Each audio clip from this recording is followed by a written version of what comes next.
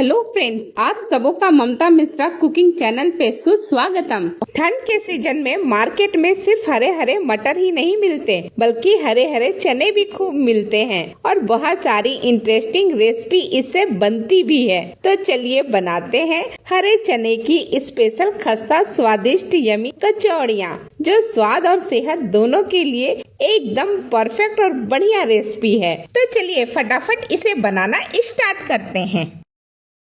सबसे पहले डो बना लेते हैं। तो डो बनाने के लिए मैंने मैदा लिया है 2 कप और इसे डायरेक्ट चालन में ले रही हूँ, जिससे अच्छी तरह से इसे छान करके हम अच्छा सा एकदम परफेक्ट मैदा तैयार कर लें। इस तरह से छानने से जितनी भी गंदगी रहती है वो सब निकल जाती है, सेपरेट हो जाती है मैदा से। तो ये मैदा छन चुका है। अब चलिए इसमें कुछ सामान डालते हैं। तो सबसे पहले हमने डाला है अजवाइन। आधा चम्मच अजवाइन को हाथों में क्रश करके हमने इसमें डाल दिया है। अब 1/4 चम्मच के करीब हम इसमें नमक डाल देते हैं और नमक को डालने के बाद हम इसमें बहुत थोड़ा सा 1 चुटकी बराबर हल्दी डाल देते हैं। हल्दी ऑप्शनल है, आप डाल भी सकते हैं, नहीं भी डाल सकते हैं, बस ये अच्छा कलर के लिए मैंने डाला है। अब इसमें हम मोयन देने के लिए घी डालेंगे। तो मैं देसी घी डाल रही हूँ। अगर आप देसी घी नहीं डालना चाहते तो इसके जगह पे आप कोई भी कुकिंग ऑयल डाल सकते हैं। और मोयन के लिए मैंने 3 चम्मच घी डाला है। 1 चम्मच घी बचा लिया है, बाद में अगर जरूरत होगी तो मैं ऐड करूंगी। अब सारी चीजों को अच्छी तरह से मिक्स कर लीजिए। मिक्स करने को ही मोयन देना कहते हैं। और जब इस तरह से हाथों में बांधे ना आटे को लेकर के, तो बिना प्रेशर के आटा टूटना नहीं चाहिए। देखिए हम प्रेशर लगा रहे हैं तभी ये बिखर रहा है, यानी अच्छा मोयन दे चुके हैं। तो थोड़ा थोड़ा पानी ऐड कीजिए और एकदम सॉफ्ट आटा गूंथ करके तैयार कीजिए। बहुत ज्यादा टाइम नहीं लगता, आटा फटाफट गूंथ करके रेडी हो जाता है। ये देखिए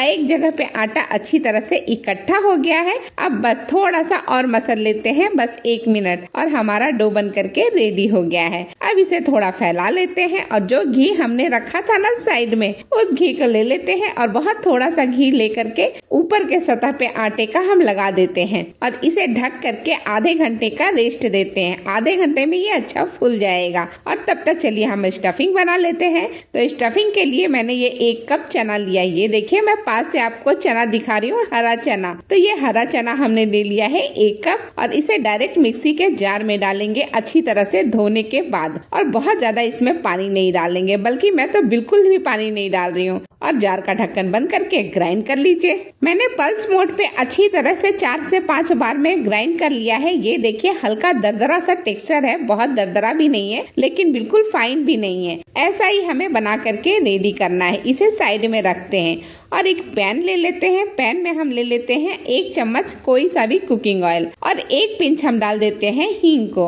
आधा टेबल स्पून हम इसमें जीरा डाल देंगे साबुत और इसे अच्छी तरह से चटकने देंगे। जब जीरा और हींग अच्छी तरह से चटक जाए तो आप आधा इंच अदरक का टुकड़ा और 6 से 7 लहसुन की कलियों को बारीक चॉप करके डाल दीजिए। अदरक को भी हमने ग्रेट करके डाला है। अब जब ये दोनों चीज अच्छी तरह से सिक जाए हल्का सा, तो इसमें डाल दीजिए 4 से 5 हरी मिर्च को बारीक चॉप करके। ये सारी चीजें यानी लहसुन, अदरक और हरी मिर्च को आप पीसते टाइम भी डाल करके पीस सकते हैं, लेकिन मैं इस तरह से काट करके ही डाल रही हूँ। थोड़ा सा हल्दी डालिएगा, बस 2 पिंच बराबर। और हल्दी को हल्का सेकने के बाद हम इसमें डाल देंगे जो चना हमने पीस करके रेडी किया है, उस चने को। फ्लेम को अभी लो मीडियम ही रहने दीजिए। मैंने स्टार्टिंग में हाई रखा था लेकिन अब लो मीडियम कर देती हूँ और इसे लगातार चलाते हुए हम ड्राई करेंगे। थोड़ा सा सूखा भी हो जाएगा और अच्छी तरह से भून भी जाएगा। आधा टेबल स्पून मैंने इसमें नमक भी कभी भी आप डाल सकते हैं, मैं इसी वक्त इसमें डाल देती हूँ और इसे अच्छी तरह से मिला लेती हूँ सारे स्टफिंग के साथ। और अब इसे भूनते हुए मुझे 4 से 5 मिनट का टाइम हो गया है। ये देखिए अब एक जगह पे स्टफिंग इकट्ठा भी होने लगा है।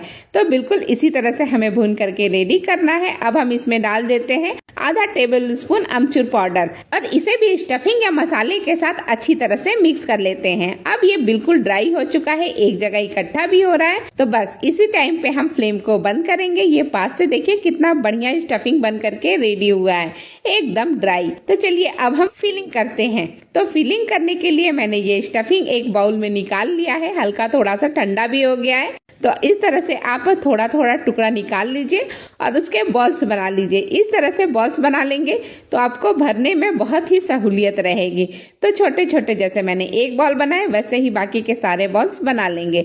अब चलिए आटा को चेक करते हैं, यानी कि डो को चेक करते हैं। तो डो तो हमारा बिल्कुल परफेक्ट देख करके लग रहा है, बस हल्का सा एक बार मसल लीजिए और फिर इसमें हल्का सा आटा लगाते हुए हम लोई निकाल लेंगे और उस लोई को हाथों में अच्छी तरह से रगड़ते हुए एक स्मूथ सा बढ़िया सा पेड़ा बना करके रेडी कर लेंगे। पेड़े की साइज स्टफिंग के साइज से थोड़ा सा बड़ा रहेगा, बहुत बड़ा भी नहीं बनाना है हमें। और ये एक पेड़ा बन करके रेडी हो चुका है, तो इसे प्लेट में स्टोर करते जा रहे हैं और ठीक इसी तरह से बाकी के सारे पेड़े मैंने बना लिया है।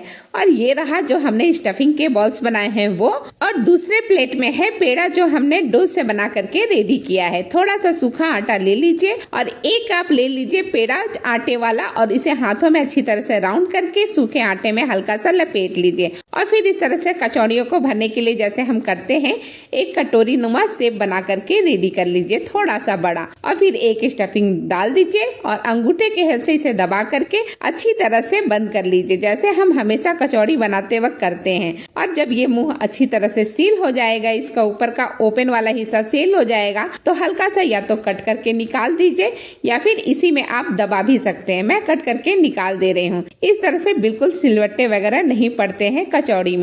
और इसे थोड़ा सा और राउंड कर लीजिए। अगर आपको गोल रखना है तो गोल रख सकते हैं, नहीं तो मेरी तरह हल्का सा दबा करके चपटा कर लीजिए। और ये एक कचौड़ी कच्ची वाली बन करके रेडी हो चुकी है, तो इसे रखते हैं एक दूसरे प्लेट में। ठीक इसी तरह से बाकी सारी कचौड़ियां बना करके रेडी करते हैं। ये देखिए कच्ची सारी कचौड़ियां बन करके रेडी हो चुकी है। मैंने 2 प्लेट में इसे रख लिया है, एक में 5 और एक में 4, यानी टोटल 9 कचौड़ियां बनी है। अब चलिए इन कचौड़ियों को तल लेते हैं। तो तलने के लिए मैंने अच्छे अमाउंट में तेल एक कढ़ाई में ले लिया है और तेल जब अच्छा गर्म हो जाए तो एक एक करके कचौड़ियों को डाल देंगे। हम एक बैच में 4 से 5 कचौड़ियां ही डालेंगे और फ्लेम को लो मीडियम कर दीजिए, क्योंकि तेल तो पहले से ही थोड़ा गर्म ज्यादा था, तो लो करके आप लो फ्लेम पे ही अच्छी तरह से दोनों साइड में कचौड़ियों को तलिएगा। लो फ्लेम पे कचौड़ियों को बनाने से कचौड़ियों के ऊपर बबल्स नहीं पड़ते। जब एक साइड का सिक जाए तो सारी कचौड़ियों को पलट दीजिए और इस तरह से अलटते पलटते हुए थोड़ा सा मूवमेंट करते हुए गोल्डन कलर होने तक कचौड़ियों को तल लीजिए। ये देखिए अच्छा गोल्डन कलर आ गया है कचौड़ियों के ऊपर, तो मैं निकाल लेती हूँ। और ठीक इसी तरह से हम बाकी की सारी कचौड़ियां बना करके फिर सर्व करते हैं। ये लीजिए हरे चने की क्रिस्पी करारी एकदम खस्ता बेहतरीन भरवा कचौड़ी बन करके बिल्कुल रेडी है सर्विंग प्लेट में। पास से इसका कलर और टेक्सचर देखिए, बहुत ही लाजवाब है। और इन कचौड़ियों को मैंने टमाटर सॉस के साथ सर्व किया है। आप किसी भी चटनी, डिप्स या सॉस के साथ सर्व कर सकते हैं। मैंने मटर की कचौड़ी और बहुत सारी कचौड़ियों की रेसिपी पहले ही दे रखी है, आप डिस्क्रिप्शन से चेक कर सकते हैं। एक कचौड़ी को कट करके मैं अंदर की फीलिंग भी दिखा रही हूँ, है ना बहुत बढ़िया तरीके से भरी हुई हरी हरी स्टफिंग। इसी के साथ ये वीडियो मैं यहीं समाप्त करती हूँ। फिर मिलती हूँ आप सबों से एक नई रेसिपी, एक नई वीडियो के साथ। तब तक के लिए बहुत बहुत धन्यवाद। Thank you.